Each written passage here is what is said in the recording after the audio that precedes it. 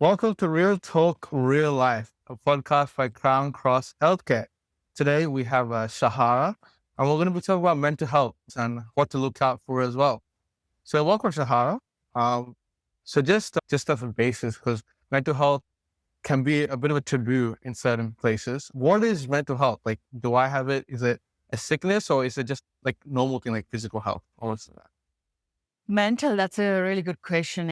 Look, mental health and well-being, it is all of our, w- we all need to protect our mental health and well-being. And mental health is different. Mental illness is another category. Okay.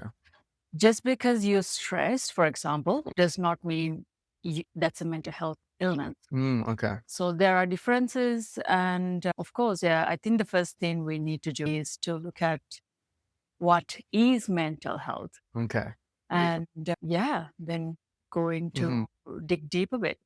So if I'm stressed on a day-to-day basis, oh, I've got an exam coming up, or I have to go to work and stuff, is that an illness or is it that's just how I'm mentally or it's a normal thing? That is a normal behavior, normal Mhm. reaction that Mm. you get. You do not feel anxious and stressed, then that's not normal. Okay. So we call it, even with anxiety, we call it, there's healthy anxiety, Okay. healthy nervousness. Healthy nervous. And then there's, of course, if you do not manage that anxiety, then it develops into a more complicated version of anxiety. Okay. Stress from exams, work stresses, and they say you get stressed before you have a university Patient, presentation. yeah. That's normal.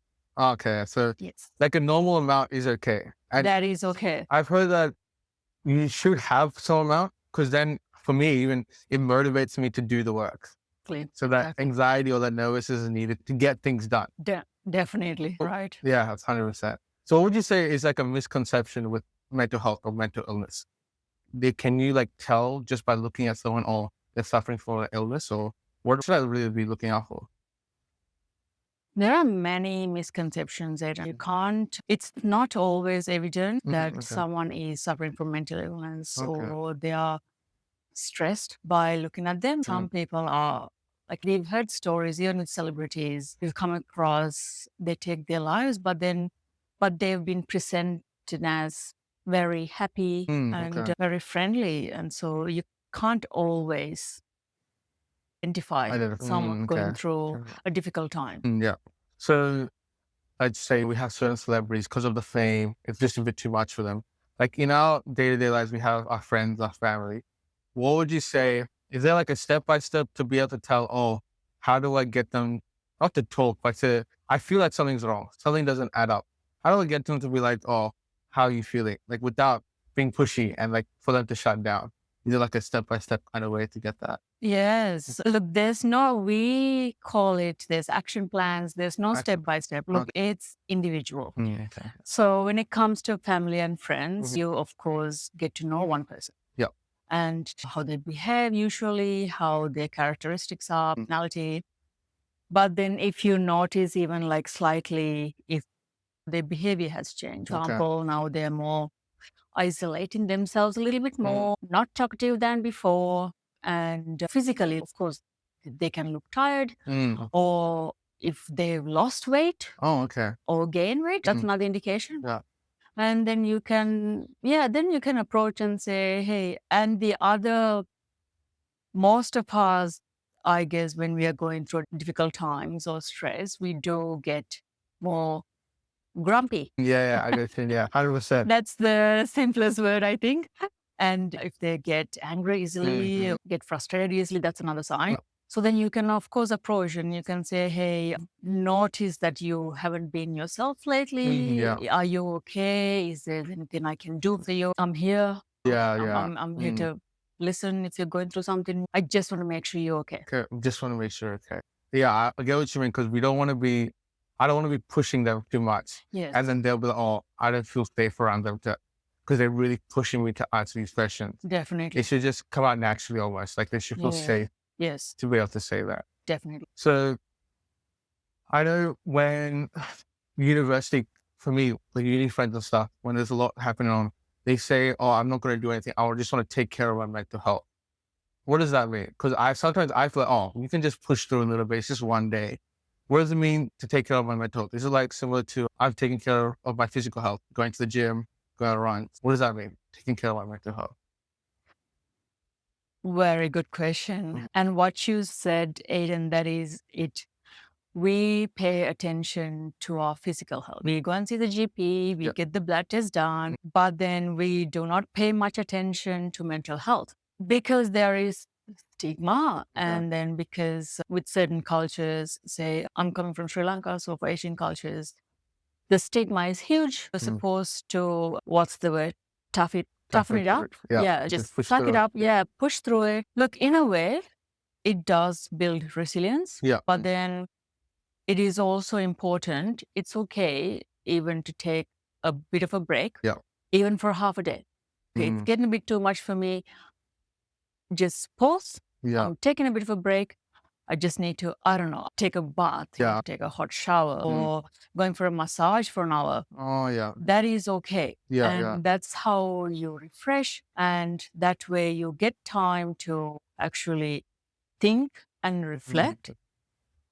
So that is very important. It's definitely, we need to do more. We need Yeah. to Okay. take care of more mental health.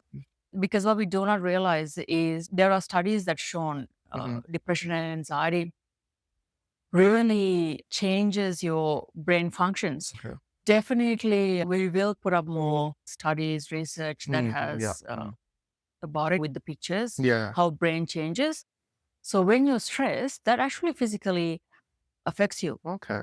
For example, you can get a heart attack from stress. Oh, okay. Because personally I experienced that. I never knew that was a thing. When I was Okay. studying, my father Yeah. actually, Okay.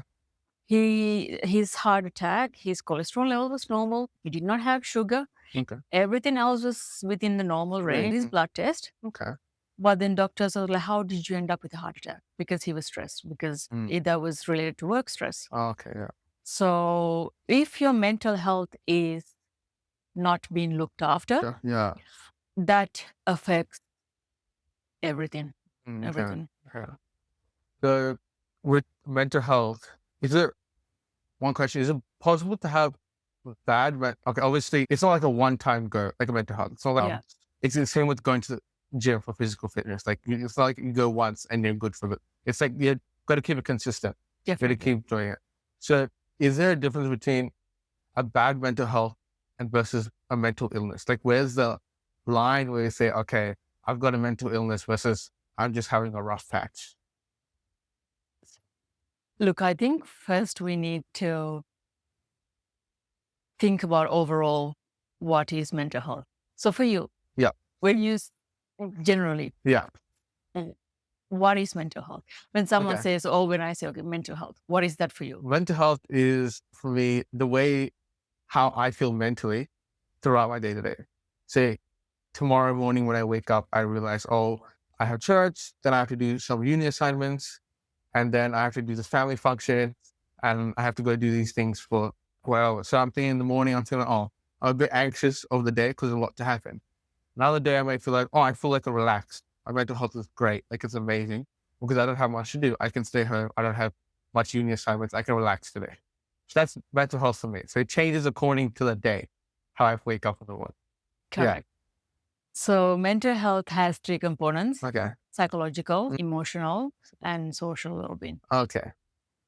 How we think and behave, that reflects on, of course, these three components, how we react and to certain situations in life. Okay. Yeah. So with your explanation, so that's what do you think from those three categories? What you said about uni and Yeah. was Was it psychological? emotional And and social. Oh, emotional. Oh, that's a tough one. Yeah. Because even with social, it depends on, okay, do I have a family function or do I have to go anywhere? Emotional studies, that really takes a toll on your emotions. Yes. It is stressful trying to get things done Yes. in the right time frame. Psychological, that's interesting. So, yeah. It's a hard thing. Yeah. Emotional, yes. Okay. Like in one day, Yeah. in 1 hour actually, we go through so many emotions and how we react to those emotions. And that's where we need to see whether we are reacting in a healthy way or are we able to manage our emotions in a healthy way. Okay. Psychological means, for example, your self-esteem. And again, how you're responding to stress. Mm. And of course, there's a spirituality side of Yeah. things as well with our faith and belief. And of course, social well-being, like you said, it is about how you engage with Yes. others Yeah. Mhm. and whether you're able to function in the community. Okay. So going back to your question about bad mental health Yeah. The and mental illness, yeah. it's about stress. Say, yes, you've been stressed about uni, Yeah. but you need to figure out a way on how to manage this stress in a healthy way. Okay. Not getting angry with everyone around you Yeah. or without isolating yourself. Mhm. And of course, look, I myself has done this as well. Uni, I would just not talk to anyone, Yeah. especially during Exam time. Yeah. exam times, just trying to study. So again, that is healthy because that's how you get the productivity done. Yeah. That's right. Yeah. But if that goes on longer, if you continue to isolate yourself or Mm. just feeling down all the time, you're stressed.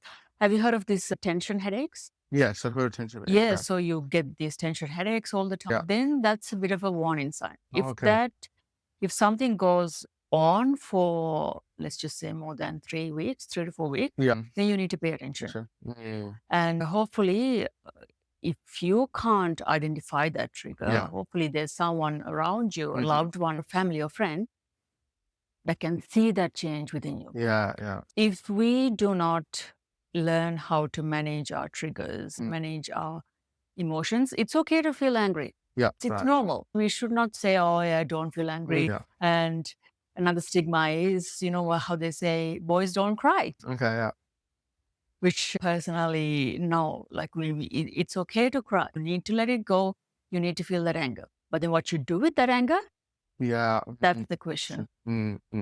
So everyone has mental health. Yes. Everyone has a mental health, but a mental illness is more like a diagnosed Yes. condition, like depression, anxiety, or bipolar. So you can have a poor mental health without a diagnosis. Yes. Again, I'm not sure whether we can put that into as poor mental health. Okay. It's more like you're not managing your negatives. How can I put this? For example, Mhm. you're feeling down all the time. Yeah. If you don't take that time to reflect, like Yeah. your friend said, if you don't take that mental health day or Yeah. hour Yeah. and take time to reflect and really dig deep and see, okay, what's going on? Mm. Why am I feeling sad and down? And without giving that space to you, you keep going, there's a chance you can end up with depression. Okay. Depression means that affects your mood, you're feeling Okay. depressed, you're feeling hopeless, Mm. helpless. I'm sure you've seen this depression categorized by like this dark cloud Cloud. over Yeah. you. Yeah. Mm.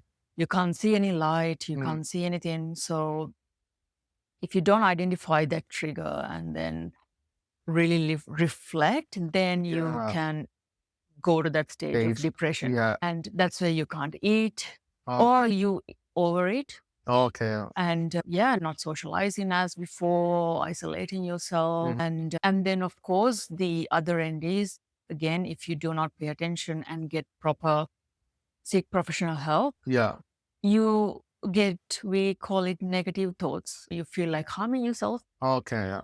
doing something to yourself. So that is it's gone to another level. Yeah. Yeah. So I guess it's okay. So I feel okay. Today let's just say I had a bunch of unit assignments I need to complete. I procrastinated and I'm submitting towards the end. So I'm a little bit more stressed with that.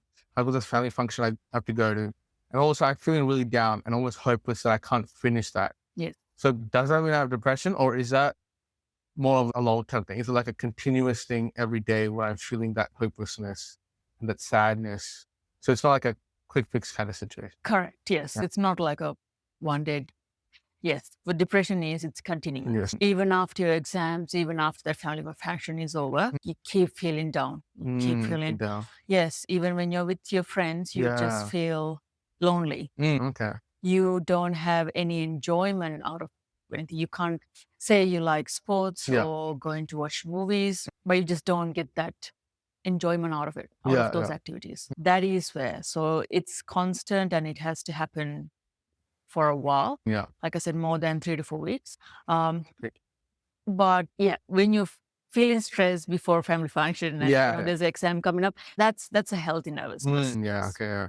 So I know for common signs, like when someone is struggling, is like they tend to move away from you. Yes. They withdraw to themselves. Yes. They become a little fidgety, or they snap at you a lot quicker. Even I do. I know for myself, when I get stressed and stuff, I get snappy a lot quicker. Yes. But they keep saying, "Oh, I'm just fine. I'm just a little tired. I'm just fine." So like teens, like younger teens, like my siblings, they might just shut down. But no, I know certain adults, they might just isolate themselves or even just overwork just to compensate. Like, "Oh, I just need to hide these from these emotions," or "I just need to do something so I'm distracted from it." And they just work and work. So when I'm approaching someone who's like that, what should be my goal? Is it I'm trying to fix them? Like I can fix you immediately, 5 minute talk to we're sorted?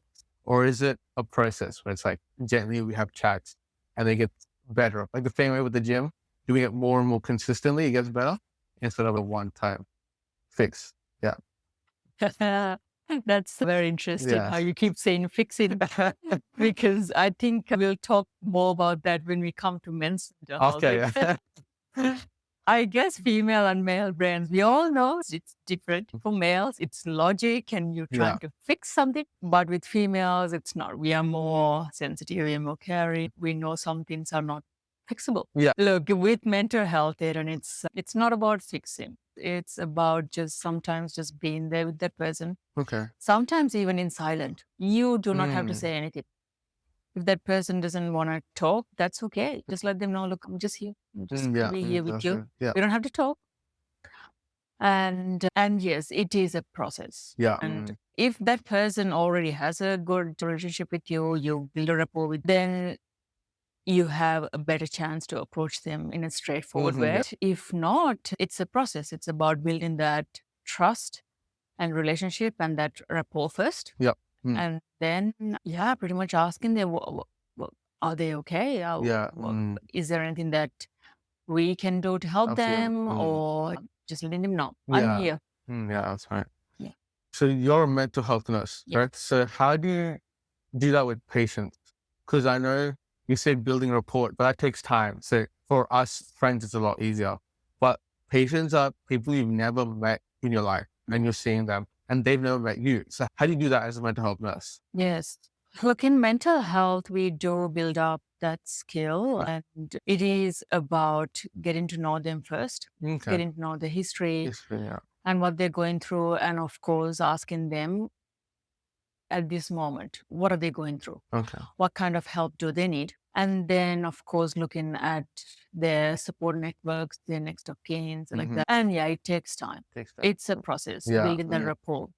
And with any of us, we don't just, when a stranger comes up to you, even with a healthcare professionals, it takes time. For example, even with your GP, with a new GP, it takes time for you to open up. Yeah. You don't just go first visit, open everything, Yeah. and then no, it takes time. Yeah, it does. You do it. It is healthy, actually. It is about protecting yourself and then figuring out, oh, can I trust this person? And as mental health professionals, that is our duty of care, and that is our skill that we build up. And then, first, we do build that trust up and build that rapport. Yeah. And then, yeah, our patients. So in an inpatient setting, we call them patients. Inpatient. Yeah. In community, we call them consumers. Okay. Within the community, the names have changed. Before, we used to call them clients and other consumers just to reduce the stigma. Okay. So, yeah, at times it's difficult, but it's okay. You know, what I've learned during, this is now my 16th year in mental health nursing. What I've learned is it's okay to take time. With anything that becomes successful, Mm. it's like building a house. You Mm. need to have a good foundation Listen, first yeah. to build the house up.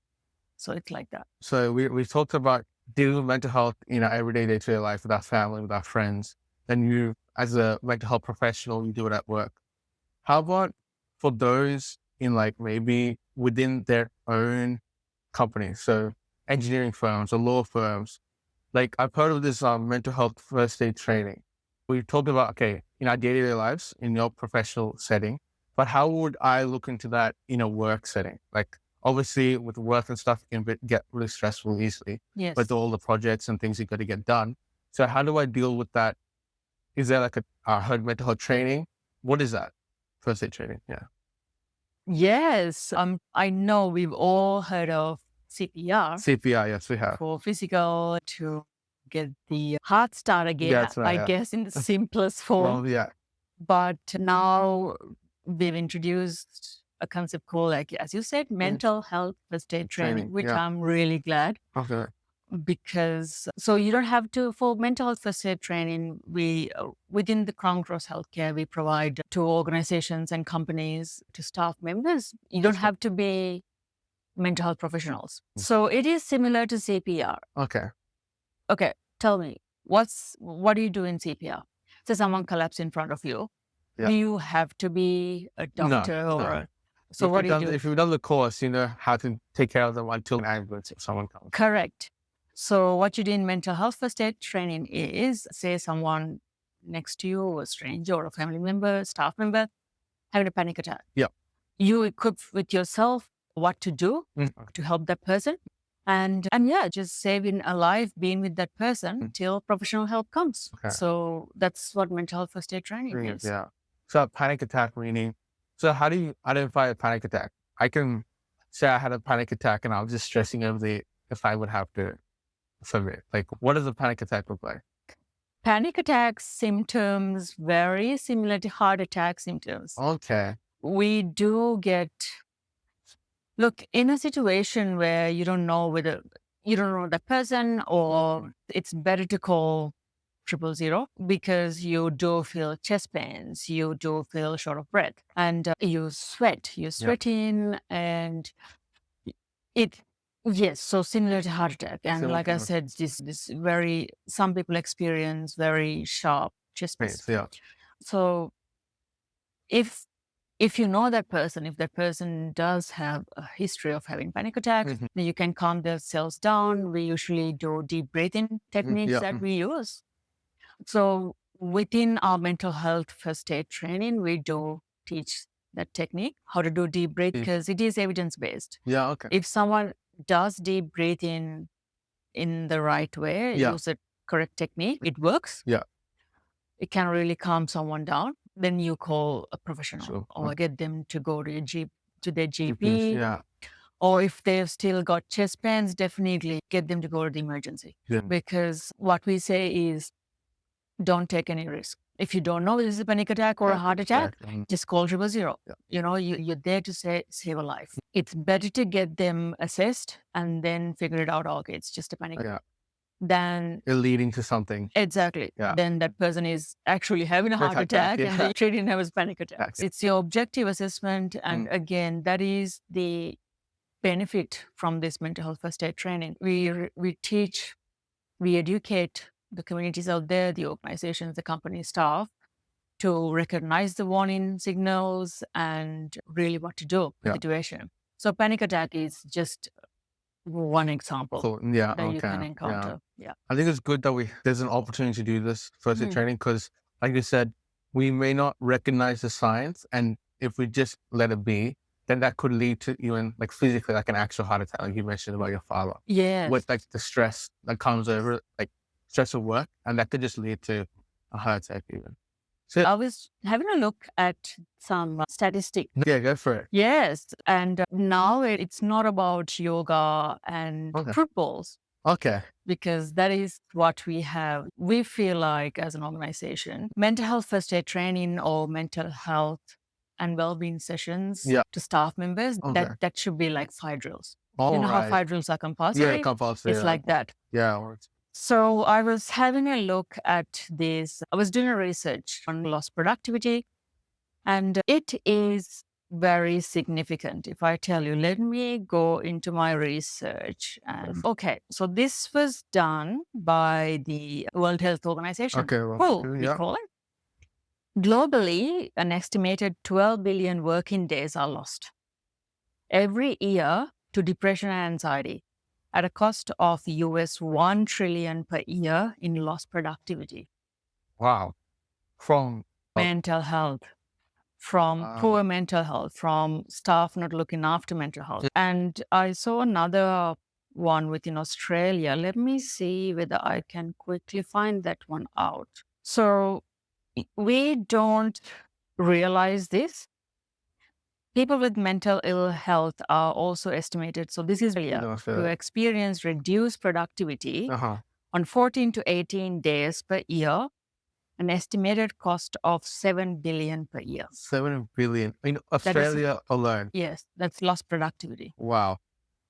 Which I hope that this will encourage the companies, the management organizations out there to, if you want, and there's another research that I found out that says if you do spend $1 Yeah. in looking after your staff, mental health and well-being, you gain $4 in profit. Oh, okay. So how good is That's that? wonderful. Yeah. That's So so good. look, I know at times, look, with the businesses, it is the senior management, they do need to look at their profits. They do need to look at their budget because at the end of the day, they have staff to look after. Yeah, yeah.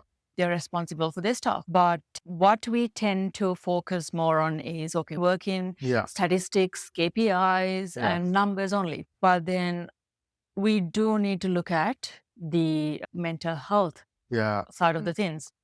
If so, these statistics are because of stress and burnout.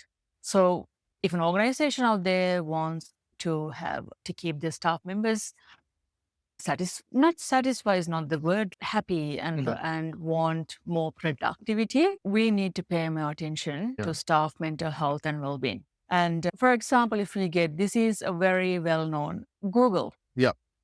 And have you ever seen their The headquarters? office, they look so nice. Exactly. They have a park inside and some like ping pong tables everywhere. It's so nice. Yes. And if staff wants to have a bit of a nap or take a rest, they have environments that they have made within their office as well. So which means they have more retention in staff.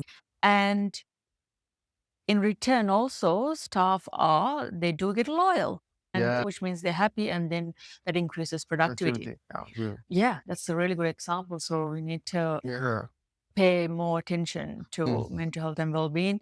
And as I said, the main benefit out of it is that reduces staff taking sick leaves, taking mental health leave days, and you can retain staff retention as well. And again, this is a well-known thing to hiring new staff and training new staff, that's a cost in itself. Yeah. And from the companies that we provided mental health first aid training or mental health and well-being session, we've received very positive feedback. That's wonderful. Yeah. And sometimes it is just about knowing these triggers, these warning signs, and like I said, reflect on yourself. Yeah. And then from most of the trainings that we did, and it was very evident there's a huge gap. And people are like, sometimes even like basic knowledge about mental health and well-being, people are not aware.